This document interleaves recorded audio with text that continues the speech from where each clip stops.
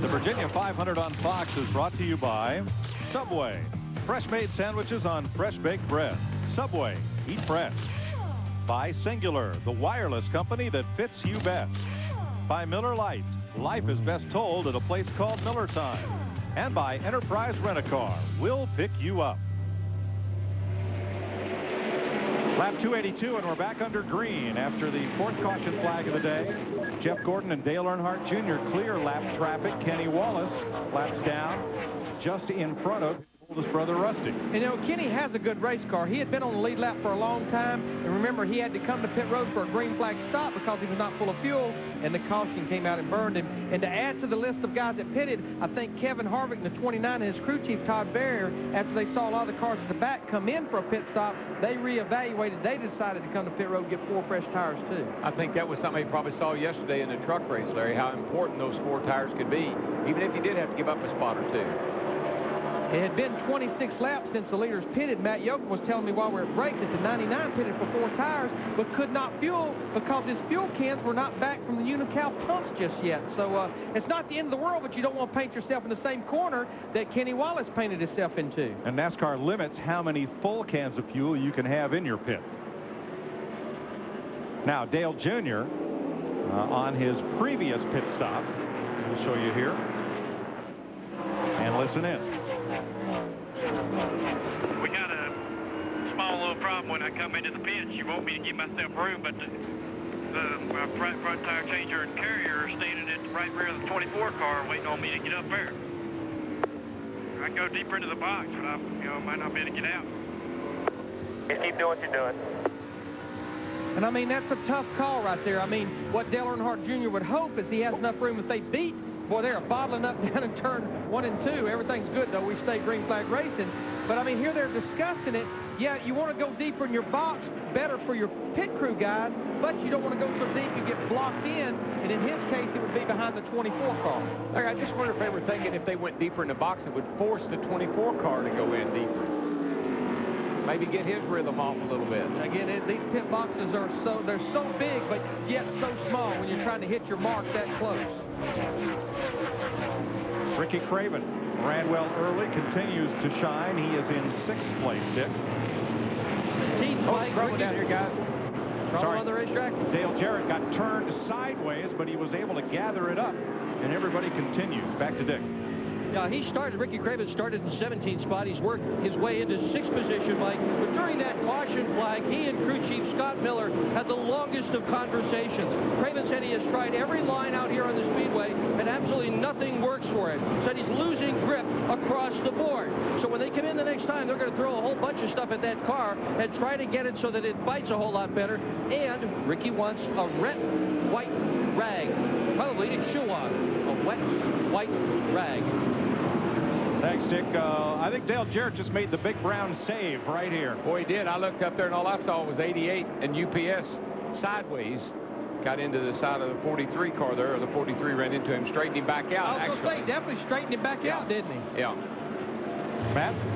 Well, Mike Dale Earnhardt Jr.'s crew jumped up on the wall. He came on the radio and said, I ran over something. I don't know what it is. Be ready in case we cut a tire down. And his spotter, Ty Norris, said, there's a big piece of rubber up there. I hope that's what it was. Junior said it could have been, but I just don't know. And what will happen, you will get up out of the groove and pick up rubber on your hot tires, and Darrell, it'll make you feel like you have a flat tire. Well, with some of this contact that we've had here, it could have been a piece of debris, but yeah, that rubber will stick to that tire like having a knot on your passenger car tire. It'll just thump and bump till it knocks itself back off. And I'm going to tell you what, looking at Dale Earnhardt Jr.'s lap times, I mean, he was a 10th quicker than Jeff Gordon was that last lap. Yeah, he's closing the gap there pretty easily. Whoa, turn 4. And Jack Sprague goes around. Let me tell you, that started a lap ago. He and Michael Waltrip were beating and banging. Kenny Wallace trying so hard for the 3rd time to get his lap back. I believe he'll get it back this time. Jeff Gordon let him have it back. The way this started, Darrell, wasn't pretty. Jack Sprague and Michael Waltrip had contact, I think, 3 times on that lap, and it all ended up with Sprague getting turned around in turn 4. Application of what we used to call the chrome horn when we had chrome bumpers. Now right here, and we're going to look at the replay right here. Now that was the last one of 3. All right, now we see a lot of our leaders come to pit road, so this is going to pay off for those guys that pitted the last time: Sterling Marlin, Jeff Burton, Elliott Sadler, Jamie McMurray, Terry Labonte, and Kevin Harvick, which Harvick's decided to pit again, Jeannie. Well, again, just a reminder, the 18 cars decided they will take 4 tires most of the way until they get to the end of this race, and then it will be a judgment call. So that's exactly what Bobby Labonte is getting: 4 tires and fuel. Dick? Rusty Wallace is in for 4 tires. No changes whatsoever. Not even air pressure on this car. It's running so well. Matt? They're going to make a track bar adjustment on Jeff Gordon's car. He says he needs to be a little more free in the center of the corner, just too tight. A 4-tire change. The 48 car is going to be the 24 and the 8 off pit road. Boy, they're bottling up down there on the exit of pit road because all the cars were not by. Rusty Wallace just about got in the back of Bobby Labonte. I hate it when you come around there and the flag guy's holding the paddle up, telling you to stop, and you're coming out there at 35 miles an hour. Need a little blend-in line back there, a little merge.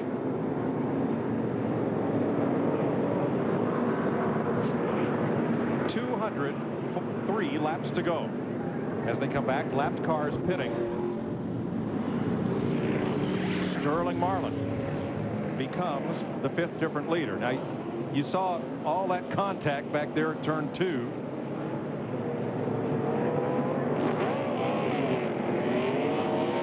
They still have a penalty box here, I've been told. We may see it before the day is out.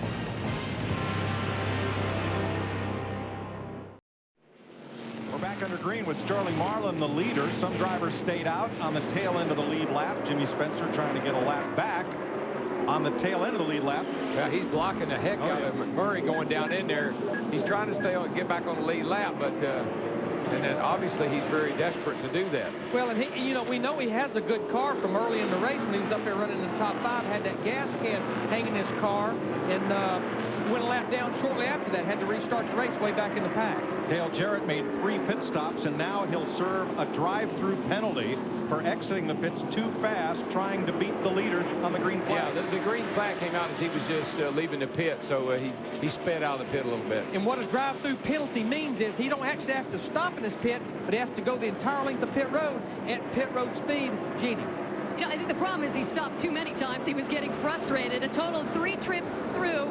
First time he got 4 tires. Then he came back through and they worked on that fender rub. And then he had to come back in because he was missing lug nuts on the left front wheel. And it was that 3rd trip that was not the charm. And obviously he tried to make up the time, and now he's paying for it. And Jeannie, he's back out on the racetrack. He lost about a lap and 3/4 just on that drive-through. That shows you how much time you lose here on pit road under green. I think you're looking at a very frustrated driver right there with what's going on his race team right now. And this is not helping him any. So here's the situation in front of the leader. Joe Nemechek, Kurt Busch, and Ricky Rudd on the tail end of the lead lap. The 40, Sterling Marlin is your leader. His teammate, the 42, right there, about to give up 2nd place to Terry Labonte. Texas Terry Labonte in that 5 car. Car looks good. Straight up off the corner. How about tire wear, Dick Berggren?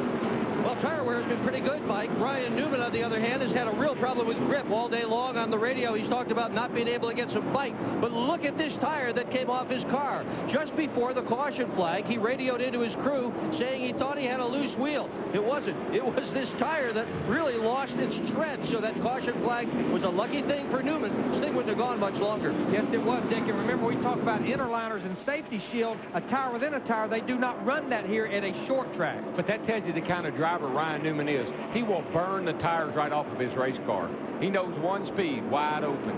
Larry, I'll tell you something we're going to hear, I bet you before it's over with, a lot of crews are going to have to start servicing the driver, getting him bags of ice, getting him something to drink, getting him some cold towels, because this thing has gone long and hard, and we still got 200 laps to go. And it's hot outside. You heard Ricky Craven wanting that wet towel to chew on. Look at this pack, and Jeannie told us that Dale Jarrett did ask for and get an ice pack on his stop. Jimmy Johnson right in front of Dale Jr., pole sitter Jeff Gordon, and Tony Stewart. Johnson is in 5th place, Steve. And Mike, he did make a pit stop here recently. They just took 2 tires, though. They put 2 turns in the right rear. Chad Canals asked his driver how he felt, and he said, I feel great, but just get me out of the traffic. That's why they took 2 tires. That's not a bad thing sometimes. I mean, you get stuck behind all these lap cars, and we saw Tony Stewart early in the race. His car was awfully good on 2 tires. Yeah, I know how he feels, because that's how I was yesterday. If you could just get me by some of these guys, I think I got somebody I can compete. I think I got somebody, something I can win with, but traffic was so tough yesterday. Darrell, there's going to be less traffic leaving this place than Jimmy Johnson's in right now. Oh, yeah. Yeah, I mean, it's really tough.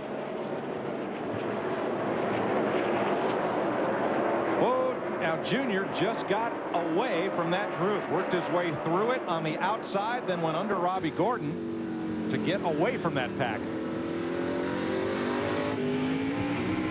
And again, when I look at this battle back here, this starts with Jimmy Johnson, Tony Stewart, Jeff Gordon, Rusty Wallace. They're about 6th through 9th. Now, I mean, this has probably been the best race cars throughout this race, with the exception of Dale Earnhardt Jr. But the reason they're back in here is we had a lot of cars like Sterling Marlin, Jamie McMurray, and Terry Labonte that stayed out that time. But possibly they've got a little older tires. These fresher tires on Jimmy Johnson's group could prevail and just take several laps. Let me tell you who's coming. Those cornflakes are not getting soggy in milk. Terry Labonte has all but caught Sterling Marlin up in turn 3, and that is for the lead. And again, that's in traffic. There's cars desperately hanging on to the lead and tail end of the lead lap. Nemechek, Busch, and Rudd right in front of them there. Wasn't it here a year ago when we were pulling for Terry to lead a lap?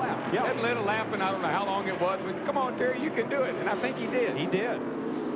We thought he led one under caution. It turned out we were mistaken, and he finally got to lead some laps here under green, and he may get to lead some today as he draws a bead on that silver Dodge of Sterling Marlin. Yeah, I think that Ricky Rudd in that 21 car is going to be his best friend right now, because he's going to get a nose up under Sterling right there. Sterling got a little jump off the corner on him, but that traffic in front right there is going to be a problem.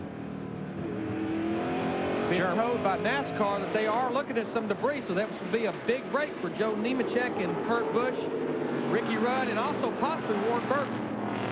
It's a rub strip way up and out of the groove. Jeremy Mayfield has taken his car to the garage area, where he'll join Jerry Nadeau, Derek Cope, and Hermie Sadler, and caution is waving. And Ward Burton cannot get his lap back because the leaders are running side by side. But Ricky Rudd, Joe Nemechek, and Kurt Busch, they will get their lap back. 6th caution of the day comes out at lap 318 for that piece of metal debris up in turn 4.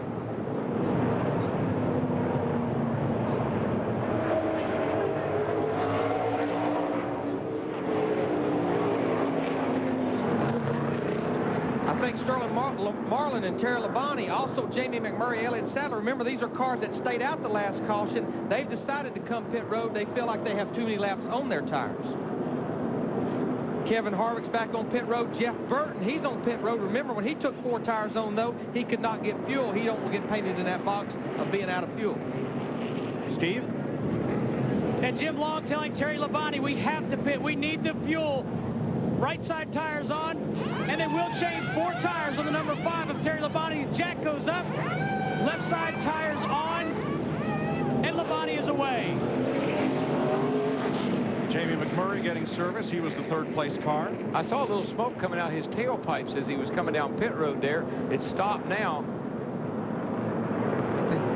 Hey, GW, we just heard on the radio that car the motor may have blown up on the 42. I thought I saw him as he was coming to the pit lane, and the little puffs of smoke was coming out of it. Boy, a tough break for McMurray, who's run well all day. Terry Labonte led the last time by. 319 complete in Martinsville.